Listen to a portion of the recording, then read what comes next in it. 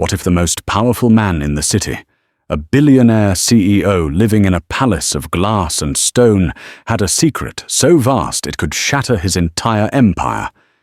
And what if the only person who noticed wasn't a rival, CEO, not an FBI agent, but a waitress clearing his table?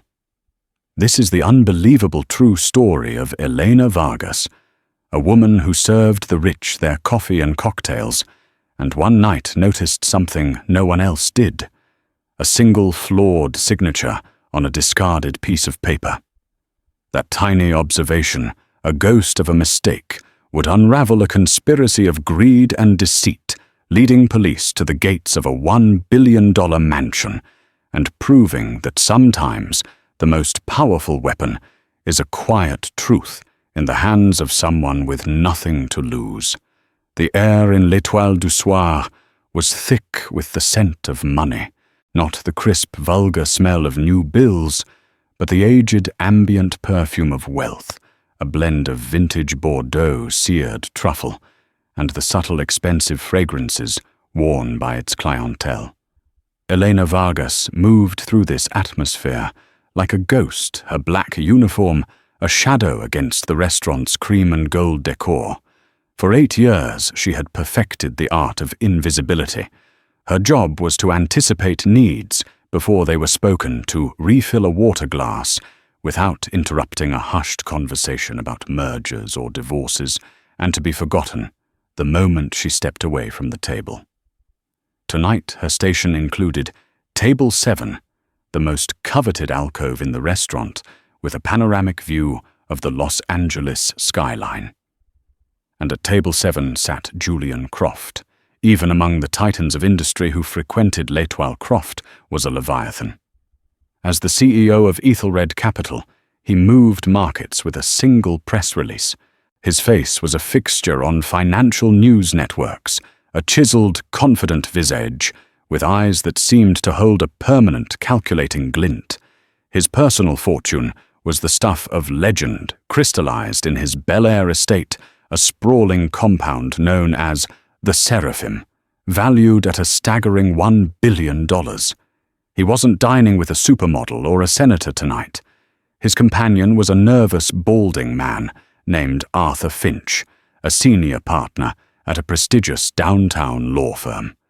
Finch barely touched his plate of seared scallops, his hands trembling slightly as he nursed a glass of scotch. Croft, by contrast, was the picture of calm. He ate his steak with methodical precision, speaking in a low, measured tone that forced Finch to lean in his anxiety, a palpable field around him. Eleanor was a master observer, a skill honed by years of surviving on tips and reading the subtle cues of her customers. She noticed the slight sheen of sweat on Finch's brow, the way Croft's smile never quite reached his cold grey eyes. She refilled their water, her movement silent and fluid. As she did, she saw that a slim, leather-bound portfolio lay on the table between them. "The transfer is irrevocable, Arthur," Croft said, his voice a silken threat. "Marcus understands the terms. He's on his spiritual retreat, unreachable.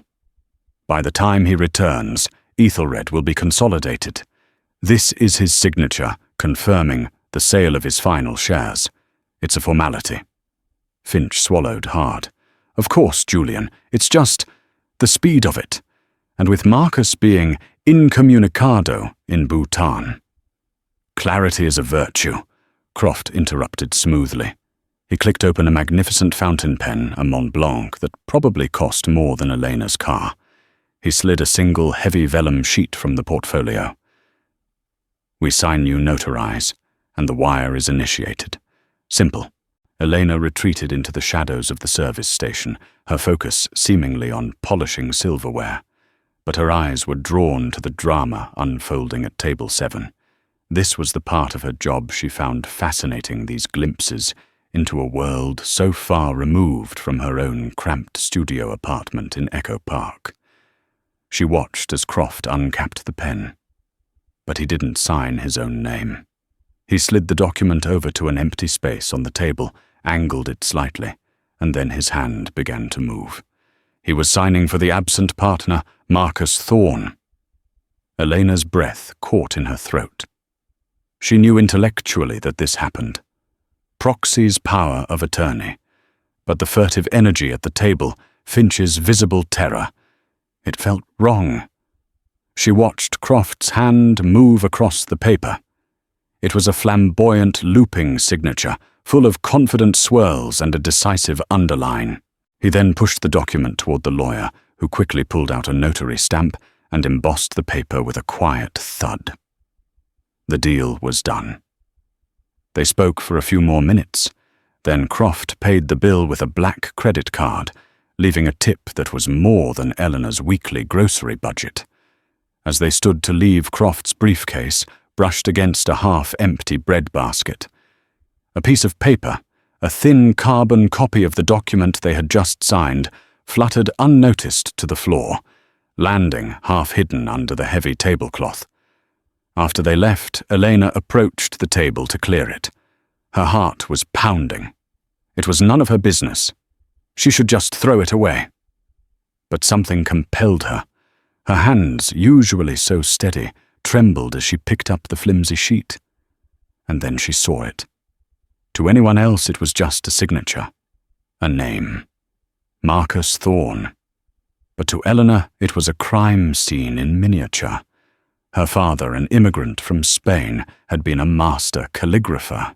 He never made much money, but he had a deep, reverent passion for the written word. He taught Elena not just how to write beautifully, but how to read a line of ink. An honest signature flows Misha, he used to say, his finger tracing a curve in the air. It has life. It has speed. The pressure changes. It starts light, presses down in the heart of the stroke, and lifts off like a bird taking flight. A forgery. A forgery is a dead thing. It is drawn, not written. The pressure is uniform. The line is hesitant, full of unnatural pauses, where the forger thinks instead of feels. It is a ghost in the ink. Elena stared at the signature on the carbon copy. It was a masterful imitation, almost perfect. The shape was right, the loops were in the correct places. But under the dim romantic lighting of L'Étoile du Soir, she saw exactly what her father had taught her to see. There were no subtle variations in pressure. The upstrokes were as heavy as the downstrokes. She could see tiny, almost microscopic hesitations at the apex of the M and the T, where a natural hand would have been at its fastest. The final underline, meant to look bold and decisive, had a slight tremor. It was a dead line, a perfect, soulless copy. It was a ghost. A cold dread washed over her. Julian Croft, the billionaire titan, had just forged a signature on what sounded like a multi-million-dollar document right in front of her. And she was holding the only proof. The flimsy carbon copy felt as heavy as a gold brick in Eleanor's apron pocket. All through the rest of her shift, she was on autopilot. She delivered Chateaubriand and decanted wine, smiled at entitled patrons, and cleared away the debris of their lavish meals. But her mind was replaying the scene at table 7 in a sickening loop.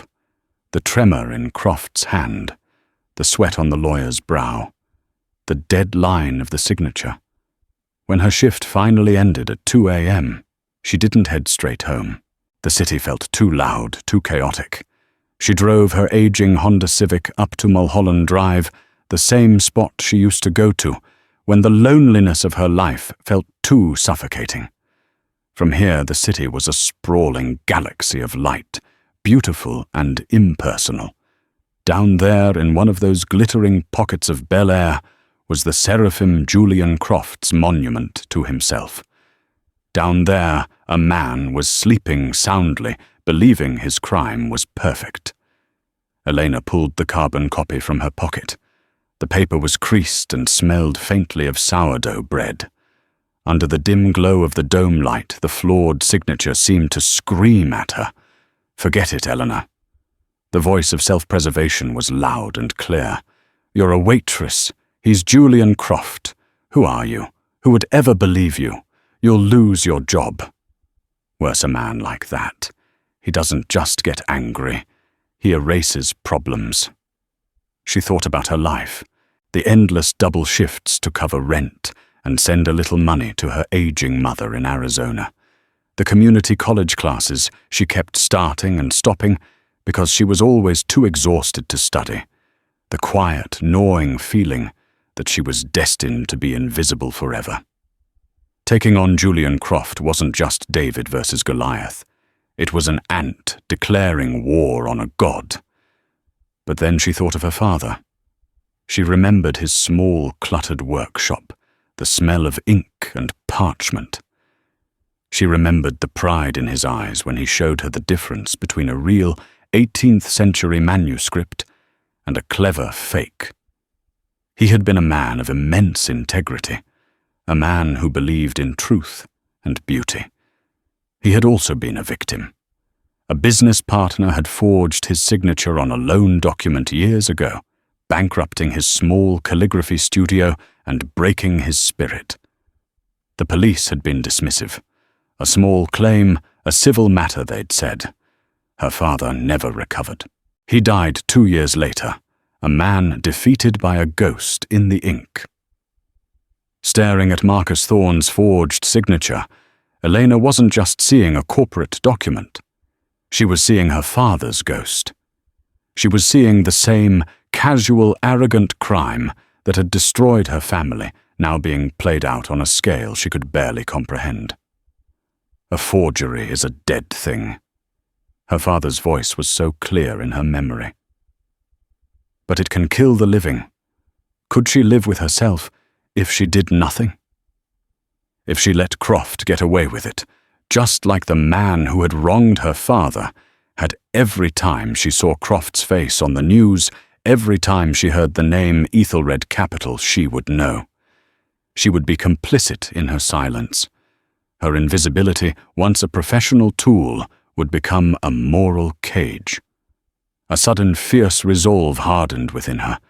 It was terrifying, but it was also clarifying. For the first time in years, she felt a sense of purpose that had nothing to do with her next paycheck. She wasn't an ant. She was her father's daughter. The decision was made. With trembling fingers, she folded the paper carefully and placed it in her glove compartment. She wouldn't go to the press. They would be bought or intimidated. She wouldn't go to a private lawyer. She couldn't afford one, and Croft's legal team could bury any civil suit for decades. She had to go to the one place that in theory was supposed to be immune to power and influence. She was going to the police. The next morning, sleep-deprived but resolute, Elena walked into the imposing, sterile lobby of the LAPD's downtown headquarters. The air smelled of disinfectant and bureaucracy. The officer at the front desk, a burly man with a bored expression, barely looked up from his computer screen.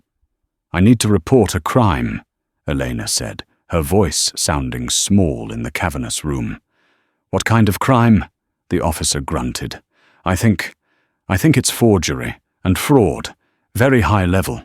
The officer finally looked at her, his eyes doing a quick, dismissive scan of her simple clothes and tired face.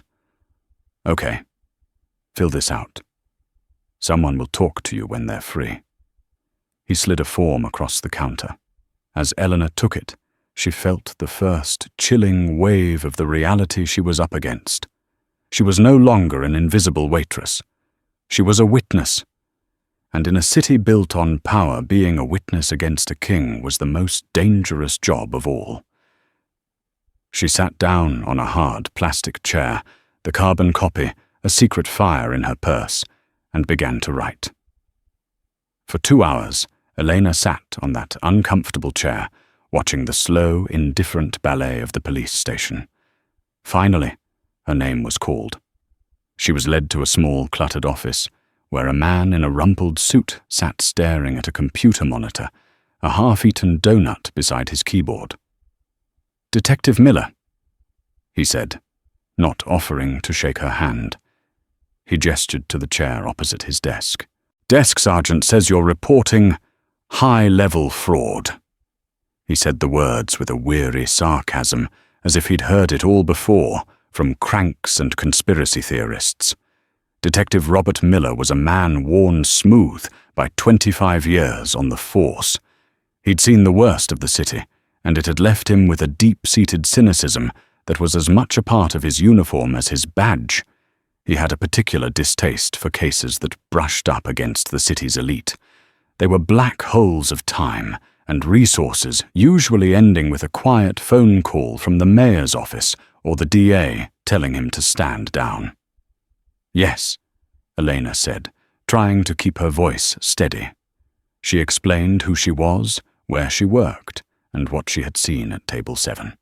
She spoke clearly and concisely, sticking to the facts.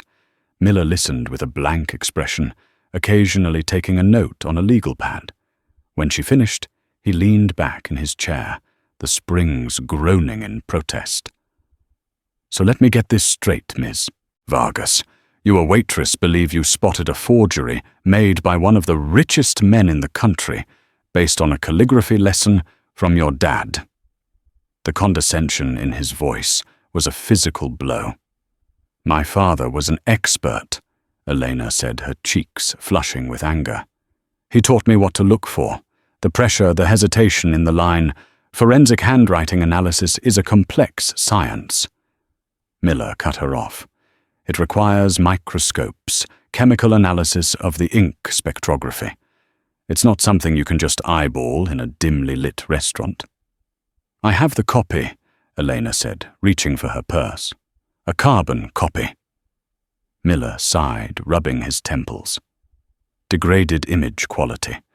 Chain of custody is a nightmare. You took it from the restaurant. Croft's lawyers would argue you stole it, that it's inadmissible. They'd say you're a disgruntled employee trying to shake him down for money." He looked her straight in the eye. "Is that what this is, Ms. Vargas? Are you hoping for a payday?" The accusation stung, but Eleanor held his gaze. "No, I'm doing this because it's the right thing to do. Because a crime was committed." Miller was about to dismiss her, to tell her to take it to the SEC or some other federal body that would inevitably bury it in paperwork. But something stopped him. It was the look in her eyes. It wasn't greed. It wasn't delusion. It was a quiet, stubborn conviction. And it reminded him of something. It reminded him of the Calloway case. 5 years ago, Miller had been the lead investigator on a massive Ponzi scheme run by a charismatic investment guru named Richard Calloway. The first person to raise a red flag was a bookkeeper, a quiet, middle-aged woman named Sarah Jenkins. She had come to him with meticulous records showing how Calloway was faking profits. Miller had believed her. He'd fought his superiors, fought the DA, and built a rock-solid case. But Calloway had friends in high places. The case was slow-walked, evidence was misplaced, and witnesses were intimidated. In the end, Calloway got off with a slap on the wrist, a fine that was a fraction of what he'd stolen. Sarah Jenkins lost her job, was blacklisted in her profession, and ended up moving out of state, her life ruined, for trying to do the right thing. The failure had soured Miller. He'd sworn off white-collar cases, preferring the grim, straightforward clarity of a homicide. But looking at Elena Vargas, he saw a ghost of Sarah Jenkins. The same quiet courage, the same impossible odds. He let out a long, heavy sigh. "All right, let me see the document." Elena carefully unfolded the carbon copy and laid it on his desk. Miller picked it up, his expression still skeptical. He pulled a magnifying glass from his desk drawer, an old-fashioned affectation he kept for examining evidence. He bent over the signature, his eyes tracing the lines of ink. He wasn't a handwriting expert, but he was a damn good cop. He knew how to look for details.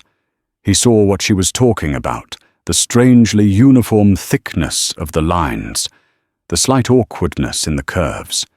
It wasn't slam-dunk evidence, not even close. But it was odd.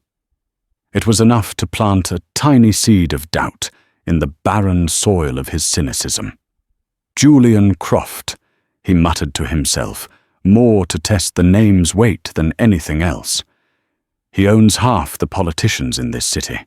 His lead counsel is Thomas Blackwood, the guy who got Senator Riley acquitted on those corruption charges. This isn't just a case, it's a declaration of war. He looked at Elena again. You understand what you're doing, right? If I even start sniffing around, Croft's people will know. They will come after you. They will dig into every corner of your life to discredit you. They will try to get you fired. They will make your life a living hell. I understand, Elena said, her voice not wavering. Miller stared at the signature for another long minute. He felt the old, familiar pull of a puzzle, the instinct of the hunt. He also felt the cold dread of remembering the Calloway case.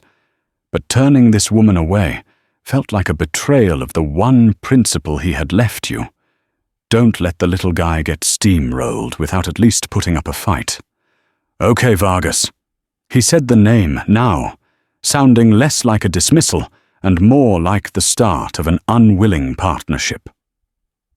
I'm not making any promises. I'm not opening a formal investigation, but I'll do some preliminary digging. Off the record, I'll look into this Marcus Thorne, see if I can find him on his spiritual retreat. I'll check some financials, but if it turns up nothing, this dies, right here, right now. And you walk away and forget this ever happened. Deal. Deal! Elena said, a wave of relief washing over her. It wasn't much, but it was a start. Don't thank me yet, Miller grumbled, placing the carbon copy into a clear plastic evidence bag. You probably just ruined my week. As Eleanor left the station, she felt a sliver of hope. But she couldn't shake Miller's warning. She had stepped out of the shadows, and she knew with a certainty that chilled her to the bone that the Leviathan was about to feel her presence, and it would turn its cold, calculating eyes in her direction. Detective Miller's preliminary digging began not with a bang, but with the quiet tapping of keyboard keys in the dead of night. Officially, he was working on a backlog of cold cases. Unofficially, he was falling down the rabbit hole of Ethelred Capital. He started with Marcus Thorne, the man whose signature was a ghost on Eleanor's carbon copy. Thorne was the co-founder of Ethelred, the brilliant but erratic visionary to Croft's ruthless operator. Publicly, they were a perfect team. But a search of financial blogs and industry forums painted a different picture. There were whispers of a falling out rumors that Thorne, a proponent of ethical investing, was disgusted with Croft's increasingly aggressive and predatory tactics. Thorne's office confirmed he was on an extended sabbatical for personal reflection in Bhutan and was completely unreachable. Convenient. Miller ran a check on Thorne's flight records. He had indeed flown to Bhutan 3 weeks ago, but there was no return ticket booked. Next, Miller turned his attention to the deal itself. Elena had overheard the phrase, consolidate and final shares.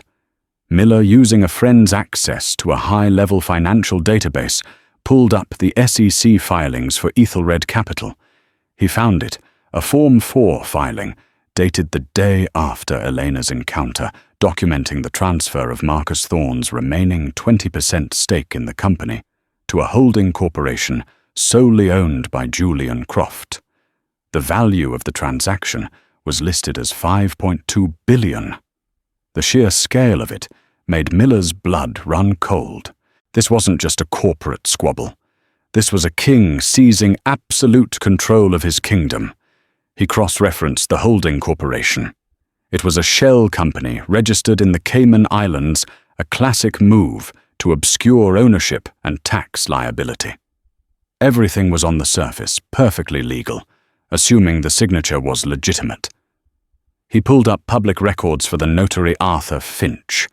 Finch was a lawyer with a previously spotless record, but in the last year, He'd taken out a second mortgage on his home and had been sued by a casino in Las Vegas for unpaid markers.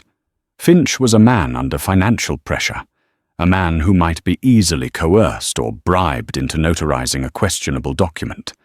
Miller now had a motive: Croft's desire for total control, a means: a desperate lawyer, and an opportunity: Thorne's convenient absence. What he had from Eleanor was the ghost of a crime. It was a compelling narrative, but it was still just a story.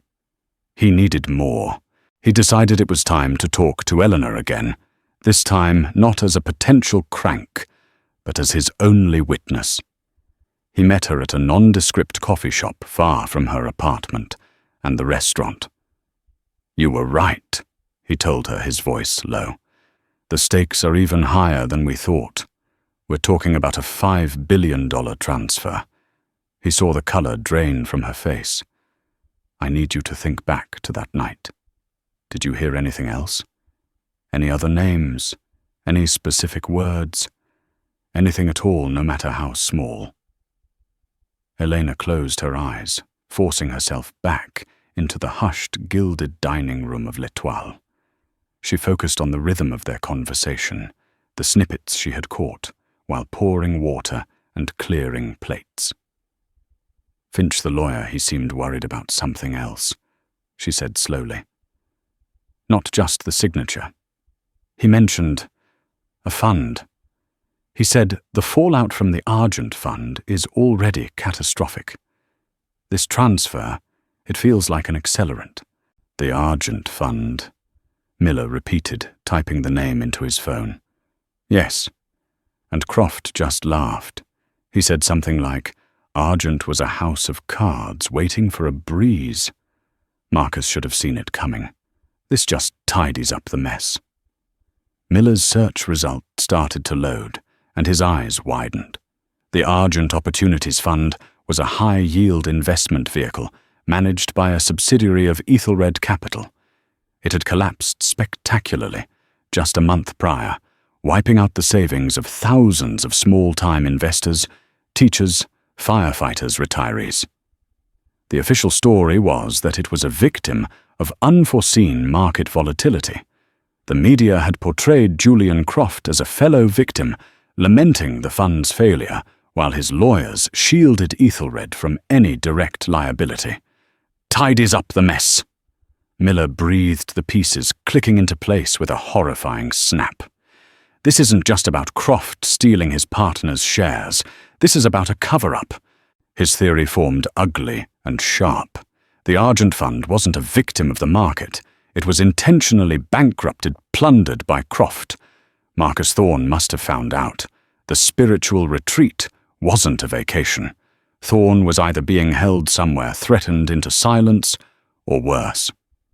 The forged signature wasn't just to steal Thorne's shares. It was to retroactively authorize financial maneuvers that would bury Croft's involvement in the Argent Fund collapse deep in the Cayman Islands, making Thorne the legal scapegoat.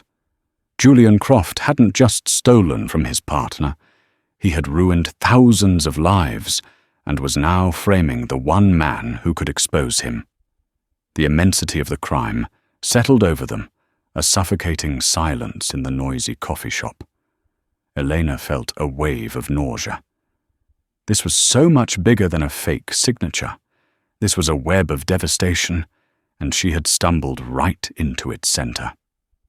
"What do we do?" she asked, her voice barely a whisper.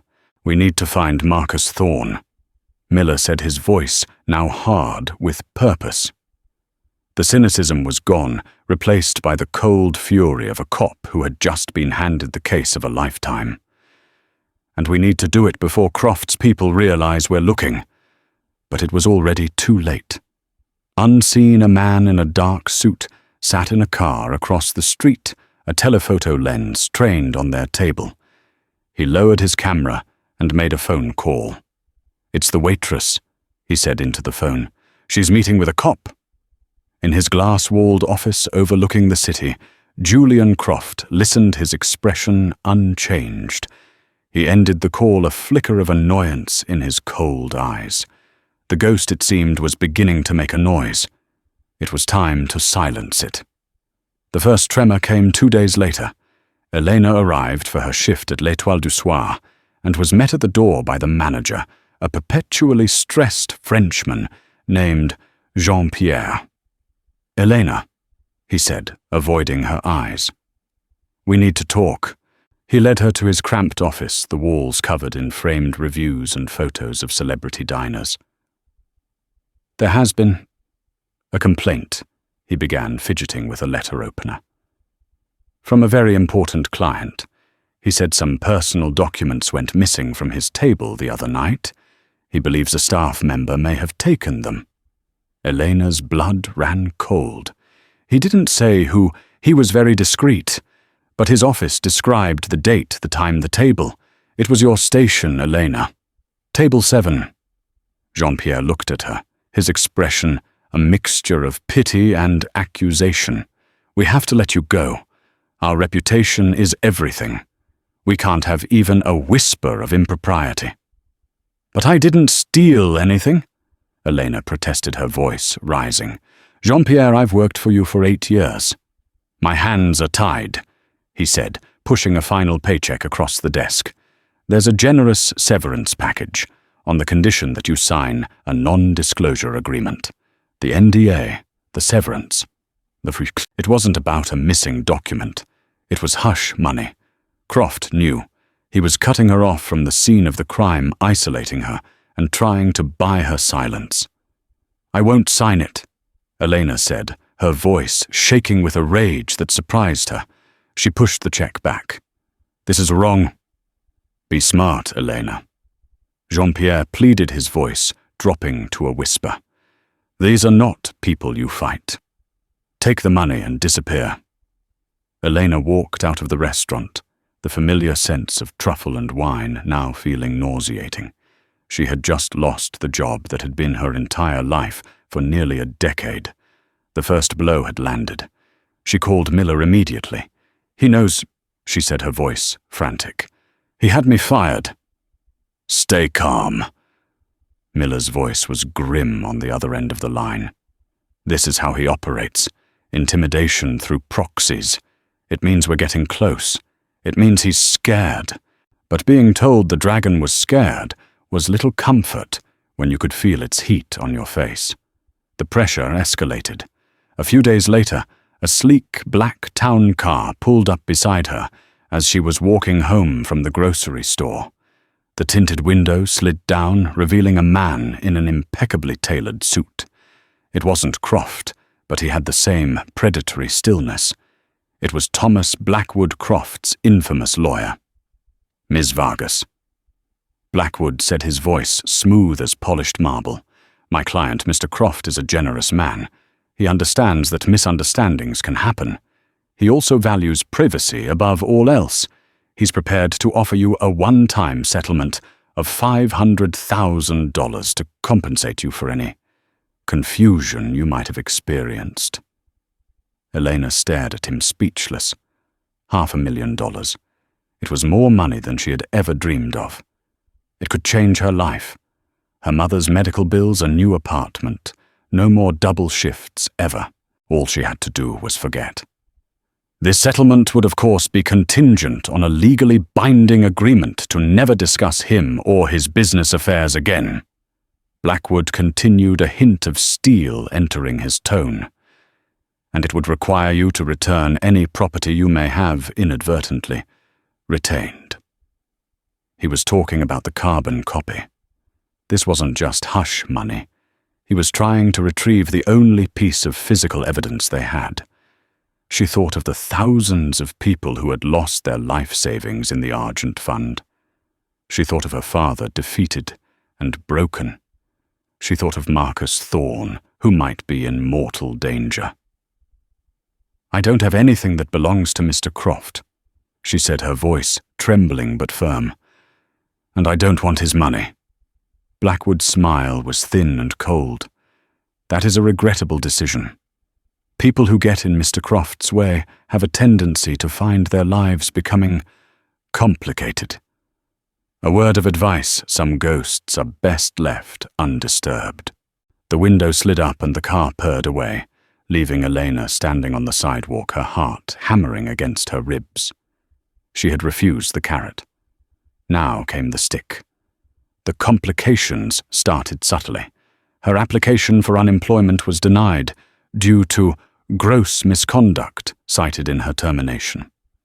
A new waitressing job she had lined up suddenly rescinded the offer without explanation. Then one night, she came home to find the lock on her apartment door had been professionally picked. Nothing was stolen, but everything was slightly out of place. A book moved, a drawer left ajar. It was a violation designed to terrorize, to let her know that they could get to her any time, anywhere. Sleep became a luxury. Every creak of the floorboards, every car that slowed down on her street sent a jolt of fear through her. She felt exposed, hunted. She was just an ordinary woman, and she was fighting an invisible army with limitless resources. The weight of the secret was becoming unbearable, a constant crushing pressure.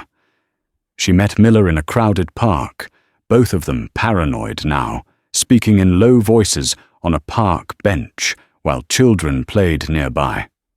"I can't do this," she confessed, her resolve crumbling. "He's everywhere. He's destroying my life. Maybe I should have taken the money." Miller looked at her, his jaded eyes filled with a grim respect. "They want you to feel this way. They want you to feel alone and powerless. It's how they win.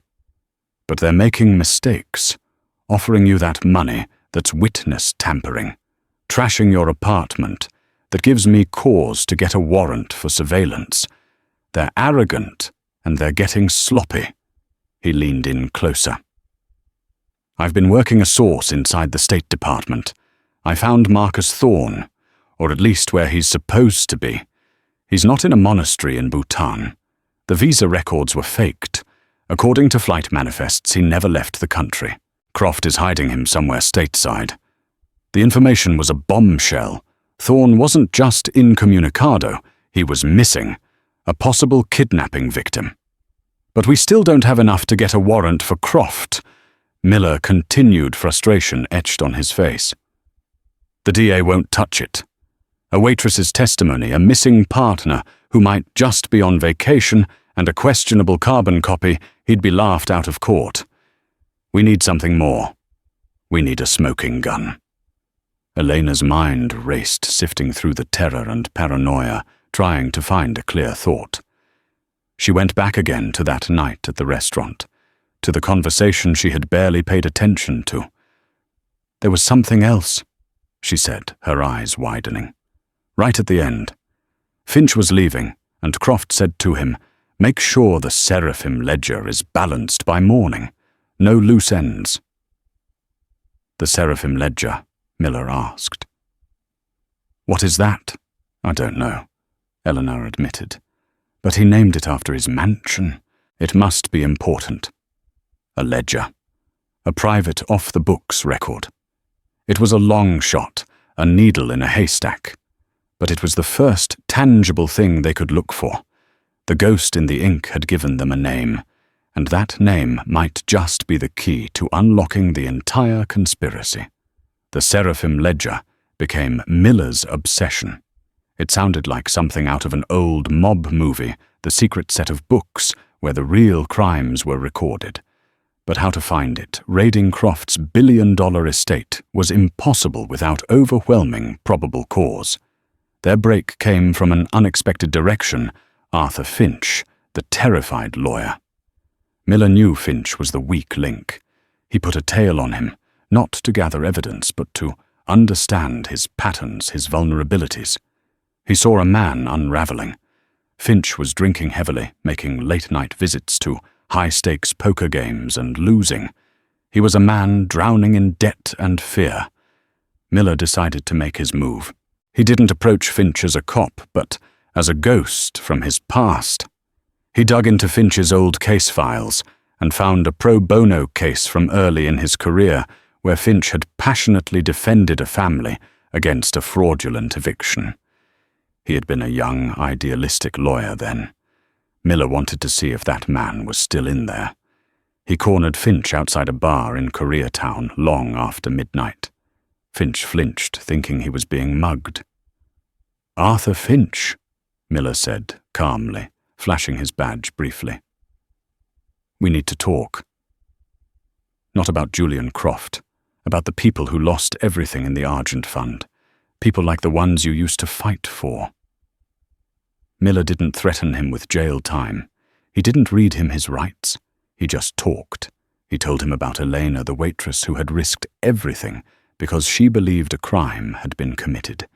He laid out the names and stories of the Argent Fund victims, the retired nurses, the mechanics, the families who had lost their homes. "Croft is going to throw you to the wolves the second this goes south, Arthur." Miller said, his voice quiet but relentless. "You notarized a forged document. You're an accessory to a $5 billion fraud. You think he's going to protect you. You're a loose end to him. You know you are." He saw the flicker of conflict in Finch's bloodshot eyes. The fear of Croft was warring with the dawning horrific realization of what he had done. "What is the Seraphim Ledger?" Miller asked, playing his trump card. Finch's face went white. He stumbled back, shaking his head. "I can't. He'll kill me." "He's killing you already, Arthur," Miller said softly. "He's just doing it slowly." Miller gave Finch his card and walked away. He had planted the seed. Now he had to wait and see if it would grow. 3 agonizing days passed. Elena laid low in a cheap motel Miller had arranged for her, feeling more like a fugitive than a witness. The waiting was torture. Then at 1 a.m., on the 4th day, Miller's burner phone rang. It was Finch, his voice a choked whisper. "I can't live like this," he stammered. "Meet me, now." They met at an all-night diner. Finch was a wreck. He slid a small encrypted flash drive across the table.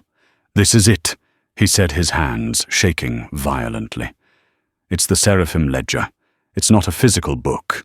It's a fully encrypted parallel accounting system for his personal holding company.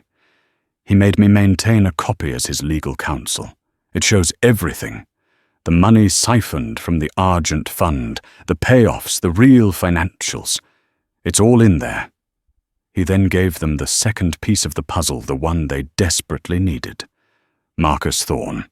He's not in Bhutan. He's at a private wellness retreat in the Montana wilderness. It's owned by one of Croft's shell corporations. It's more of a luxury prison. Croft has Thorne's family threatened. As long as Thorne stays quiet, they stay safe. This was it. The smoking gun. Finch agreed to testify in exchange for a plea deal and witness protection. Armed with the ledger and Finch's testimony, Miller finally had what he needed. He went straight to the U.S. Attorney's office, bypassing the politically compromised DA. The federal prosecutor, a sharp, ambitious woman named Maria Sandoval, saw the case for what it was: the biggest financial crime of the decade. The encrypted ledger was decrypted by FBI specialists, and what it revealed was breathtaking in its audacity. It was a detailed record of how Croft had systematically drained the Argent Fund, routing the money through a labyrinth of offshore accounts before funneling it into his own personal projects, including the exorbitant continuous construction on his Seraphim estate. The forged signature was the final key, the move that would have legally insulated him from the crime and pinned the entire collapse on his absent partner. While the FBI's Financial Crimes Unit prepared a mountain of warrants, a federal tactical team was dispatched by private jet to Montana. They raided the secluded wellness retreat and found Marcus Thorne, pale and thin, but alive. He had been held there for weeks, his communication cut off with daily veiled threats made against his wife and children. When he saw the federal agents, he broke down and wept with relief. His story corroborated everything. the falling out his discovery of the Argent fraud and Croft's ultimatum, disappear quietly, or his family would pay the price. The stage was now set. The U.S. attorney, armed with an ironclad case, signed the master warrant, not just for Croft's arrest, but for the seizure of all assets connected to the fraud. And the largest, most ostentatious asset of all was the Seraphim. Miller called Elena at her motel. "It's happening," he said, a note of triumph in his weary voice. "Tonight. We're going in." Elena felt a dizzying mix of terror and vindication. The invisible waitress had helped topple a king. She asked Miller where the raid would be. She didn't want to be close, but she needed to see it. She needed to know it was real. Miller gave her a location, a public overlook on a hill a mile away from the estate, a place where the news vans would inevitably gather. As dusk settled over Los Angeles, a fleet of black SUVs and federal vehicles began to snake its way up the winding roads of Bel Air, their mission to breach the gates of a palace built on lies. The Seraphim estate was less a mansion and more a private kingdom. From her vantage point on the overlook, Elena could see the main house, a breathtaking structure of white marble and sweeping glass walls glowing against the twilight sky. It looked serene, untouchable, a monument to a god of finance. But tonight, it was a tomb. The silence was broken by the distant sound of sirens, a sound rarely heard in the insulated quiet of Bel Air. Then, a convoy of dark vehicles, their flashing lights muted by the distance, turned onto the private road, leading to the estate. News helicopters like mechanical vultures began to appear in the sky, their searchlights cutting through the darkness. Elena watched her hands gripping the cold metal guardrail. She held her breath as the convoy reached the massive ornate gates of the Seraphim. There was a pause. Then the gates, which were surely designed to withstand a direct assault, were forced open with a hydraulic ram on an armored vehicle. The sound, even from a mile away, was a definitive crunch, the sound of a world breaking. The vehicles poured into the compound. Lights flashed across the pristine manicured lawns. Elena could only imagine the scene inside the shock on Julian Croft's face, a man who believed he was above the laws of mere mortals, as federal agents swarmed into his sanctuary. Julian Croft was hosting a small exclusive dinner party when the raid began.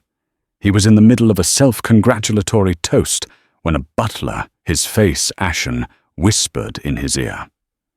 Croft's confident smile faltered for the first time. He turned to see 24 armed FBI agents in tactical gear flooding into his grand hall. U.S. Attorney Maria Sandoval and Detective Robert Miller walked in behind them, their faces grim and determined. "Julian Croft," Sandoval announced, her voice echoing in the cavernous space. "You are under arrest for securities, fraud, wire fraud, and money laundering." Croft stared at them, his expression a mask of cold fury. "You have no idea who you're dealing with," he hissed. "My lawyers will have you all fired by morning." "Your lawyers are going to be a little busy with their own indictments," Miller said, feeling a surge of satisfaction he hadn't felt in years. He personally slapped the handcuffs on Croft's wrists. The click of the metal was the loudest sound in the room. As they led the billionaire away past his stunned, wealthy guests, Croft's eyes scanned the perimeter.